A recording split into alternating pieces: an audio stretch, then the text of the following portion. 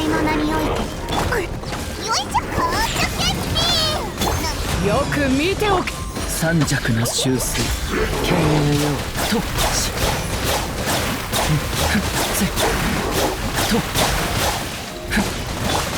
行くぞ。勝ち負けはまだわからないよ。私を甘く見ないで。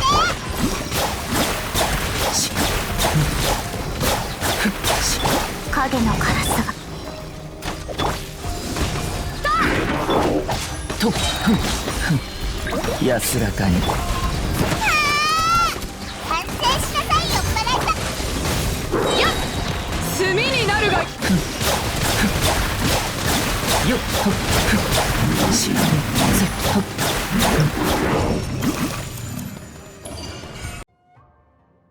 Hello everyone, and welcome back to another video. This week, AYATO is out. It's been a few days now since his release, and that's given me a little bit more time to basically, play with the character, understand his kit a little bit better, and to, of course, build him to my liking.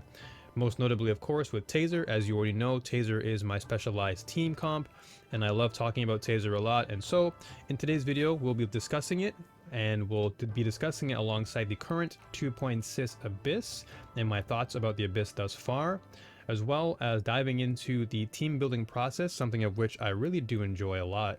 And so you'll get a chance to kind of see how I break down each team and dissect them before turning them into an actual team. And then of course we'll go into the objective of the team and character breakdown, so you get to see just what I use on each character, and then we'll close things off with my own final thoughts and reflections with a little bit of a showcase toward the end.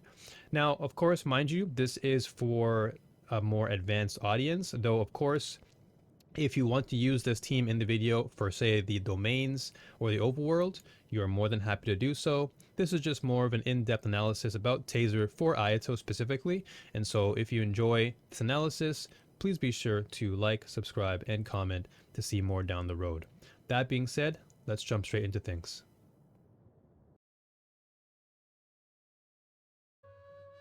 Alright. So here we are at Chamber 1 of Floor 12, and as you can see, we immediately have the Kairagi, the Nobushi, and the Potioneers. And all these characters, or enemies rather, have their own distinct characteristics which make them very annoying to fight against at times. And most notably, it's because of their movement. Their movement is really, really sporadic, and what makes it a little bit more frustrating at times is if you don't have an anemo character, such as Venti or Sucrose or even Kazuha to crowd control and group them together, it can cause somewhat of a problem. However, if you are running something like a freeze comp, or in my case, I'm running Diona, which is actually beneficial for AYATO and the Taser team, because what Taser tends to lack in is an actual healer. And so what Diona does is she provides not only battery for the team, she shields the team, heals the team, but most importantly, she provides that freeze element to allow for AYATO to basically pop his E and just shred enemies without them moving. So Chamber 1 for the first half, definitely I would opt for another team. Like, let's say in my case, I would go for my Shao team, just because Shao's AoE damage is so vast and so big that I can deal with multiple enemies at once. Whereas on the second half, I feel like this is where AYATO can shine, more or less, because you only have 2 Ruin Guards in this area, and these 2 Ruin Guards don't necessarily put up the biggest of threats, and so you can most definitely take care of them with relative ease. And so that's Chamber 1.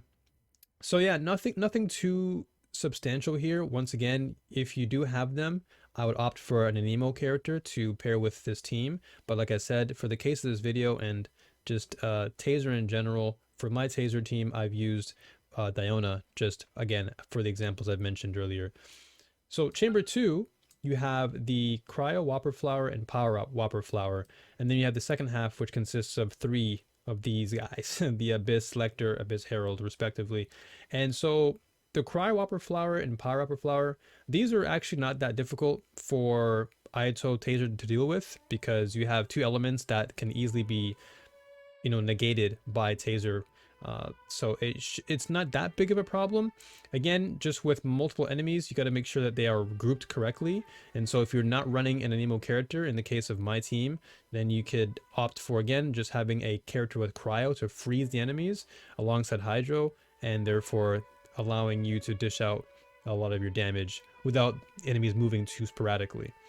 The same can be said for second half too, where the Abyss Lectors are relatively slow when you compare it to the likes of the Herald, which tend to move around very, very quickly as they try to track you down. So the best advice I would say for Chamber 2 is to approach the Violet Lightning Lector first, as he tends to be the most annoying, as he pretty much saps your energy, preventing you from dishing out as much damage as you possibly can, since you need meter to do damage, especially when it comes to your E or your burst. So dealing with the Violet Lightning first is great, and then you can work your way towards the Fathomless Flames, and then lastly deal with the Hydro Herald, as he will most likely not be the biggest threat toward the very end. But these two for sure you want to get rid of first.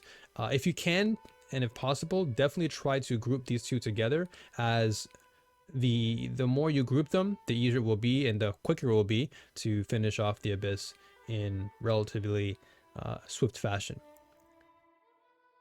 And then Chamber 3 is pretty much like you would expect from Chamber 2, but the only difference is now in the first half you have two of the Flame Lectors, and then the second half you have your Hydro Herald. So for the first half, of course, it's pretty much a win-win for Taser, for AYATO Taser, because you have the Flame Abyss Lector, and of course Hydro completely negates all that, including his shield. So this is not too difficult. The second half, of course, can be where things get challenging if you are running AYATO Taser on the second half. But of course, if you have a secondary team, in my case, like I said, I have Shao, so I tend to just use Shao for the second half and then deal with it much quicker, because therefore I don't have to worry too much about dealing with, you know, Hydro versus Hydro, and it can be quite annoying to knock down a shield and finish things on time. So pretty much pretty straightforward in terms of the overall Abyss for 2.6. I don't think there's anything that was like overwhelming in the sense that it was way too difficult. The only thing that I felt was the more, I would say, challenging was just the time, like making sure your rotations were concise and efficient, so therefore you can take advantage of dealing with, you know, large enemy mobs, and then of course making sure that you're grouping powerful enemies close enough to each other to therefore dish out the most damage in quick succession, and thus allowing you more time to get your 3-star. And that's about it for this section. So let's move on to the next section, which is the team building process.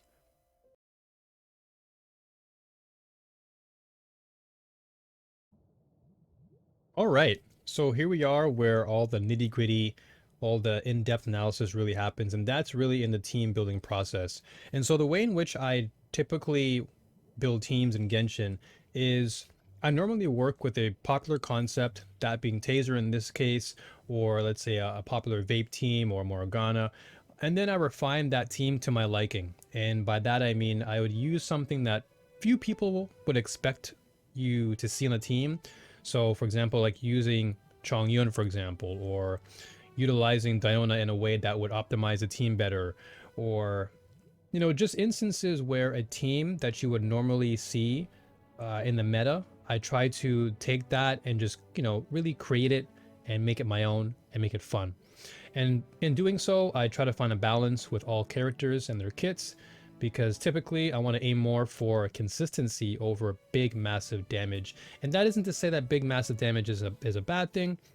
I think what's really important to take from this is when your team is consistently flowing and operating at its capacity, you're more than likely to further optimize and eventually lead to bigger damage over time, because now you're not running the risk of things like interruptions from enemies, or your rotations are off, so therefore your timing is not as precise. There's so many different things that can happen in the Abyss that can really throw off your timing, and so really aiming for more consistency in terms of your rotations, your characters, what they can do to really make the team pop is really important for me. And every character has to play their role efficiently. Hence why for this particular taser comp, I decided to go with Diona over an emo character, simply because, you know, taser has notoriously been, you know, it's been under the spotlight for a lack of a healer. And so when you have the lack of a healer, that can sometimes, or if not oftentimes, lead to a lot of problems when it comes to making sure your main DPS, or just your whole team in general rather, is healthy. And so with Diona over an emo, it gives me the opportunity to not only have a healer, but also a shield and a battery for the team, which we'll get into in the team objective. And so having Diona there for the team chemistry and just balance, it allows AYATO to better optimize his movement, because therefore he can freeze the enemy with his Hydra application and also apply Electro Charge with the likes of Fischl and Beto alongside him. And so we'll move into the actual objective of the team. And so with the objective, Diona is the main battery. She is the one that's buffing the team, she is the one healing the team, and she's a shielder. And so her role is to keep the team alive and buff the team with the 4-piece Noblesse Oblige set. Fischl is your off-field damage dealer, and her role is to use Oz to initiate Electro Charge and use her Q to reposition if needed. This is really important because, again, with there being a lack of a crowd control character with the likes of, let's say, Sucrose or Venti or Kazuha, making sure that Fischl is in position to proc Electro Charge is very, very important. So making sure to use your Q when needed is definitely imperative. Beto, of course, is a sub DPS damage dealer. She uses her E and her Q to consistently proc Electro Charge. Her E really is there to parry and just get, you know, a big, nice chunk of damage off the enemy. And then when you have your Q ready, you're using that alongside AYATO's Hydra application to then disperse more damage. And then AYATO, of course, is the main DPS. He applies all the Hydra alongside all other skills. And so typically what you want to do is you want to use your burst first after Diona's burst, because you, of course, you're going to receive your Noblesse Oblige buff, but also if you read the information with regards to AYATO's Q and how it works, it does buff your normal attack damage if you use that prior to your actual E. So it's best to go with your Q first, then your Q, but of course Diona first to get the buff, AYATO second to apply the Q, and then go into your E skill, and then you can basically dish out more damage from there alongside Fischl and Beto's off-field damage respectively. So that's pretty much the objective. That's the goal. Your main focal point is to do as much consistent Electro Charge damage as possible while utilizing Diona's freeze to basically control the enemy movement. So you lock them in place and you use AYATO's E and burst to therefore dish out as much damage as you possibly can in quick succession, and therefore move on to the next chapter. So now we can then move on to essentially the character breakdowns. We'll go into more detail, and from there I'll give you more information about artifacts, weapons, and what have you.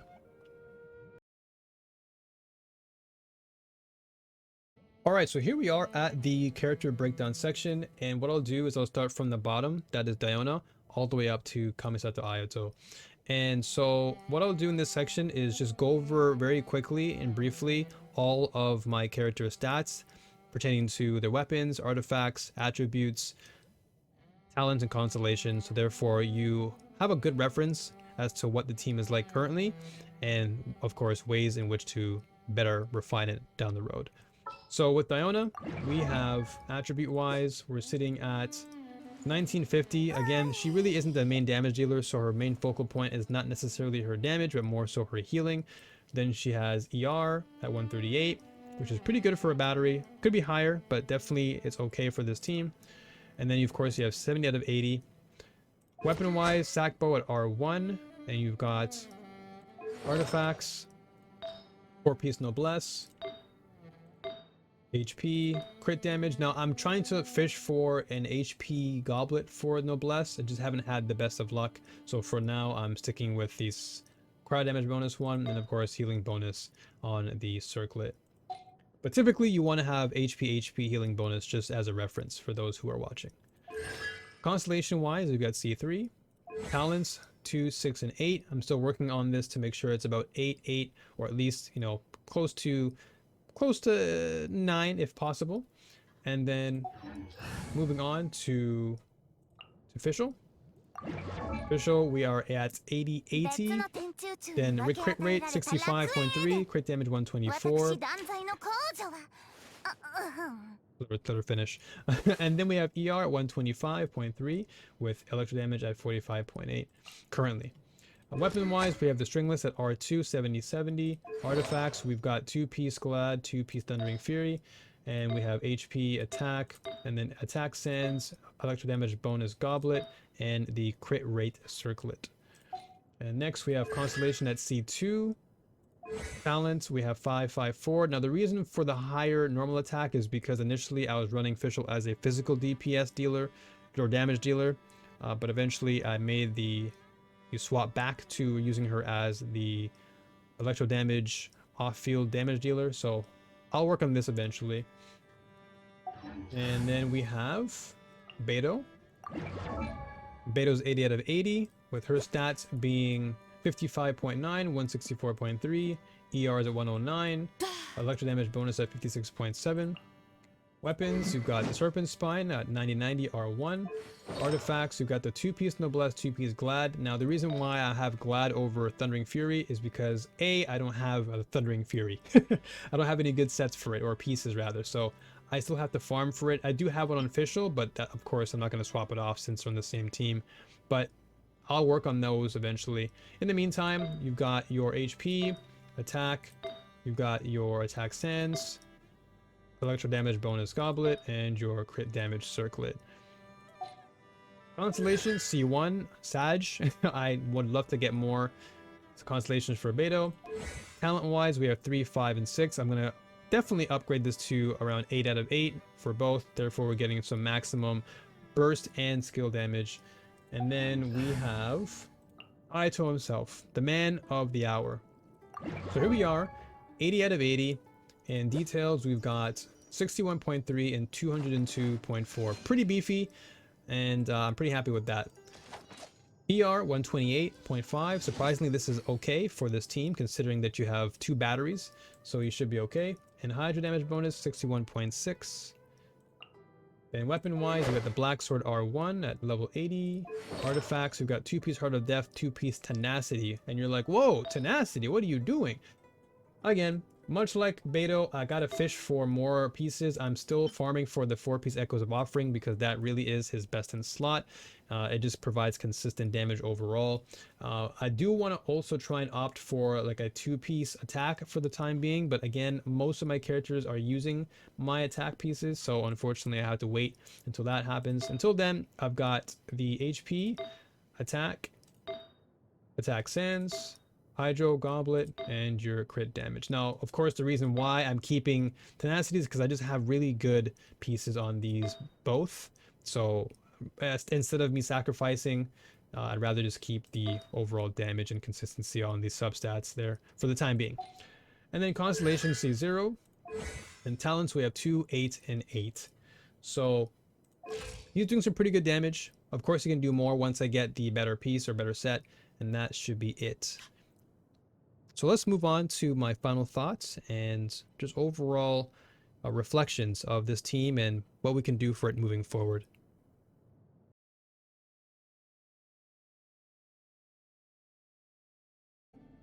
So in the end, my final thoughts on this team are pretty straightforward and pretty standard in that Taser has always been a very optimal team, and the way in which you use it can be very, very flexible.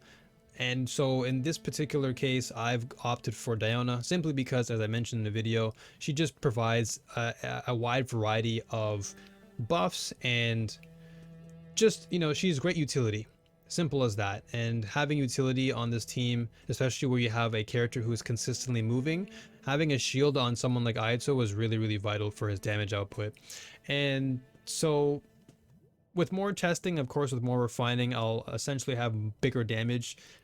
Case in point with my artifacts, as you've seen, I do think that the 4-piece Echoes of Offering will offer a lot more substantial damage for Ayato, and then once I'm able to get more Thundering Fury for Beto, I think we'll see a huge jump in overall damage and power. So as far as this Abyss is concerned, I think Abyss works really, really well in current 12 floor Abyss. Floor 11, I actually cleared floor 11 with this team and it was totally fine. I definitely feel like floor 11 you would want to have more, like an Anemo character, because there seems to be more mobs on floor 11 more so than floor 12. But again, you can still do it without an Anemo character. It's not necessary, but it certainly would be a viable option because of the crowd control benefits that you do receive.